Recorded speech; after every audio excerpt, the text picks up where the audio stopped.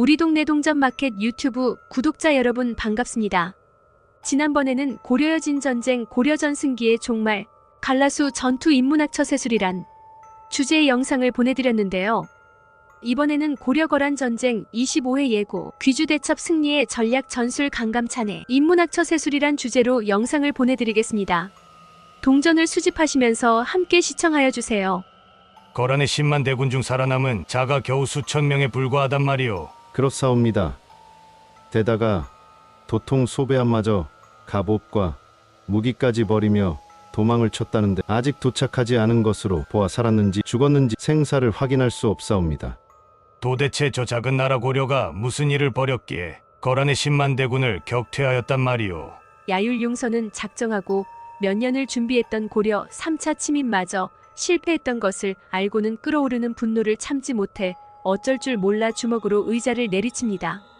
지난번에는 야율용서가 직접 20만 대군을 이끌고 갔는데도 고려 정복에 실패하였기에 이번에는 몇 년 동안 소배압의 지휘하에 군사들을 더 단단히 훈련을 시켰고, 원래는 도통보다 낮은 계급의 장수가 고려 침략을 이끌까 하였으나 거란은 장수 직급에 따라 움직일 수 있는 군사의 수가 제한되어 있기 때문에 도통보다 낮은 계급의 장수가 간다면 겨우 6만 명 정도만 데리고 갈 수 있기에 일부러 소배압을 보낸 것이었고, 그것도 모두 최정의 군사로 꾸렸는데 이렇게 완벽하게 전멸하게 될 줄은 야율용서는 상상도 하지 못했던 것이죠.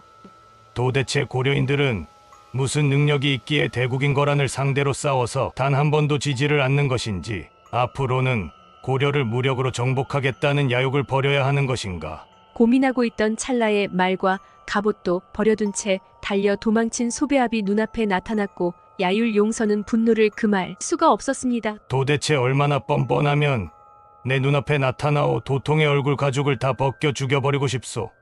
그렇게 분노한 야율용서는 며칠 동안 소배압을 상대도 하지 않았지만 자신이 여동생의 남편이기도 하고 아내의 아버지이기도 한 소배압은 죽이지 못하고 결국 다시 황실로 불러 질문을 하길, 도대체 고려인 그자들이 무엇을 준비했기에 우리 거란군이 이리 힘도 못 써보고 도망친 거요. 라며 화를 내자 소배압이 두려움에 떨며 대답하길, 이번에 만난 고려 군대는 이전의 고려 군대와는 차원이 달라 싸웁니다. 우리 군사의 수보다 생각보다 많았고, 그것보다 중요한 것은 그들이 준비한 무기가 이전보다 훨씬 강화되어 있었습니다. 고려의 검차 때문에 말을 탄 기병들이 그들의 근처 가까이에도 가지 못하고 쓰러져 버릴 수밖에 없을 것을 예상하고, 꾀를 내어 긴 창을 준비해 검차를 몰고 있는 고려인들의 발목 아킬레스건을 잘라버렸으나 그들은 결코 뒤로 물러날 줄을 몰라 싸웁니다. 게다가 그들이 갖고 있는 무기 또한 평범한 것 하나 존재하지 않았사옵니다. 라면서 소배압은 전쟁에서 참혹하게 질 수밖에 없게 만들었던 고려의 무기들을 떠올렸어요. 사실 강감찬은 고구려 강해식 장군의 후예로, 강해식 장군은 수나라를 물리친 전쟁 영웅이었고, 강감찬 본인 또한 문과에 장원급제한 전국 1등의 머리를 가진 천재였지요. 강감찬의 완벽한 유전자로 말미암아 귀주대첩은 엄청난 무기들을 사전에 준비했고 전쟁의 적재적소에 활용하였는데요. 원래 강조가 거란을 상대할 때 사용했던 검차는 2.7m나 되는 두 개의 나무로 수레채를 만들고, 앞뒤에는 나무를 가로대고 축을 받들게 해 외줄 2바퀴를 달고 그 위에 판자를 깔아 두 수레채, 중간부에 바퀴 하나씩을 달아 속에 넣고 수레를 끌고 갈 때는 2개의 바퀴를 사용하고, 멈추고 있을 때는 속에 있던 바퀴 2개를 내려 4바퀴로 고정하는 원리를 이용하여 운용의 효과성을 더한 무기였어요. 거기에 수레 앞에는 긴 창날을 달고 짐승의 모양을 한 3겹의 방패를 설치해 말이 짐승 얼굴에 놀라 말이 날뛰게 만들었으니 이때 말과 적군들은 창에 찔려 죽거나 혹은 낙마하여 크게 다치게 되었죠. 이뿐 아니라 고려인이 즐겨 쓰던 낭하봉 쇠못을 많이 꽂은 창 비슷한 무기로 흔히 철퇴라고 불리기도 했는데요. 방추형으로 된 머리 부분에 이리의 송곳니 같이 날카로운 가시 모양의 못을 심어 한 대만 맞으면 정신을 못 차리고 피를 흘리며 죽게 되었죠. 이를 즐겨 쓰던 지체문이 한번 전투에 나가면 수십 명의 적군들을 격퇴하였습니다. 거란과의 침입에 대비하여서 검차는 모든 병사들이 하봉을 사용하게끔 무기의 수를 상당히 늘렸습니다. 이처럼 몇 년 동안에 걸쳐 완벽히 준비한 덕에 소배압의 거란군은 괴멸하게 된 것이었죠.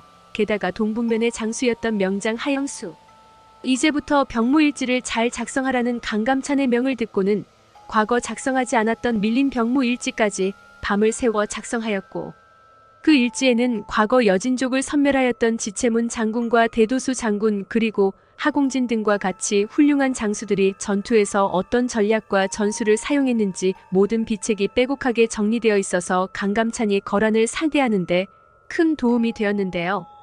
무엇보다 낭하봉 검차 같은 무기들의 단점과 개선할 점들을 모두 정리하여서 강감찬이 무기를 정비하는 데도 큰 도움을 주었죠. 강감찬은 김종현을 불러서 거란과의 전투에서 만일의 사태에 대비하여 김종현이 이끄는 부대는 철기 기마부대로 중무장을 할 것이며, 강감찬과 별도로 움직이면서 거란과 강감찬이 직접적으로 싸울 때 후미를 칠 것을 부탁하였고, 그렇게 상원수 강감찬이 귀주에서 수만의 대군을 이끌고 거란과 힘겹게 싸울 때 마침 개경에서 거란군을 추격하며 올라온 김종현의 철기 기마부대가 거란의 후진을 습격해 적을 혼란에 빠뜨렸고, 마침 연주에서 승리한 강민첨 대장군의 기병 1만 4천 명마저 정주 방향에서 거란의 중심부로 돌격하여 거란군은 삼면으로 고려군의 공격을 받고 완벽히 섬멸되고 말았는데요. 소배합의 거란군은 참패를 인정하고 북으로 달아났지만 강민첨 대장군과 기병이 압록강까지 추격해 살아 돌아간 거란군의 수는 수천 명에 불과했습니다. 귀주 대첩이 가지는 중요한 의미는 거란의 야율 융서로 하여금 다시는 무력으로 고려를 굴복시키겠다는 야욕을 포기하게 했고, 끈질기게 고려에게 요구해왔던 국왕의 친조와 강동육주 반환을 완벽하게 포기하게 만들었다는 것입니다. 구독자 여러분, 오늘날 우리가 고려-거란 전쟁 25회 예고 귀주 대첩 승리의 전략 전술 강감찬의 인문학 처세술이란 영상을 통해 어떤 인문학적인 교훈을 얻을 수 있을까요? 고려의 강감찬 장군이 거란의 대군을 격퇴한 귀주 대첩은 단순히 군사적 승리를 넘어서는 깊은 의미와 교훈을 현대 사회에도 전달합니다. 이 역사적 사건을 통해 배울 수 있는 인문학적 처세술과 현대 사회, 기업, 정치인들에게 적용할 수 있는 교훈은 다음과 같습니다. 강감찬 장군은 거란과의 전쟁에 앞서 다양한 무기를 개발하고 전략과 전술을 세심하게 준비했습니다. 이는 목표 달성을 위해 철저한 사전 준비가 필수적임을 보여줍니다. 현대 사회에서도 기업이 시장에서 경쟁력을 유지하거나 개인이 목표를 달성하기 위해서는 철저한 준비와 전략 수립이 필수적입니다. 강감찬은 기존의 무기와 전술을 단순히 활용하는 것을 넘어서서 지속적으로 개선하고 새로운 방안을 모색했습니다. 현대 사회에서도 변화하는 환경에 적응하고 지속 가능한 성장을 위해서는 혁신이 중요합니다. 기업들은 기술 개발, 서비스 개선 등을 통해 지속적으로 혁신해야 하며 개인도 자기 개발을 통해 끊임없이 성장해야 합니다. 귀주 대첩에서 강감찬은 전황에 따라 전략을 유연하게 변경하며 거란군을 격파했습니다. 이는 예상치 못한 상황에서도 유연하게 대처하고 적응하는 능력이 중요함을 의미합니다. 현대 사회에서도 개인이나 기업은 빠르게 변화하는 환경과 상황에 유연하게 대응해야 합니다. 강감찬 장군은 탁월한 리더십으로 다양한 부대와 장수들을 효과적으로 지휘했습니다. 이는 목표를 달성하기 위해 강력한 리더십과 팀워크가 필요함을 보여줍니다. 현대의 기업이나 조직에서도 리더는 구성원들의 잠재력을 최대한 발휘할 수 있도록 동기를 부여하고 팀워크를 강화해야 합니다. 강감찬은 전투 상황을 정확하게 판단하고 적절한 시기에 결단력 있게 행동했습니다. 현대 사회에서도 정확한 상황 인식과 신속한 의사결정은 중요합니다. 특히 위기 상황에서는 신속하고 단호한 결정이 필요합니다. 귀주 대첩은 단순한 군사적 승리를 넘어서 철저한 준비, 혁신, 유연성, 리더십, 상황 인식과 결단력 등 현대 사회, 기업, 정치인들이 배울 수 있는 귀중한 교훈을 제공합니다. 이러한 원칙들을 일상과 업무, 정치적 의사결정 과정에 적용함으로써 더 나은 결과를 달성할 수 있습니다. 우리 동네 동전마켓 유튜브 구독자 여러분, 오늘은 여기까지입니다.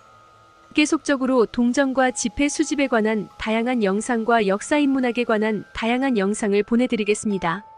이 영상이 유익하셨다면 구독과 좋아요 꼭 눌러주시면 감사하겠습니다. 다음 영상에서 또 만나요.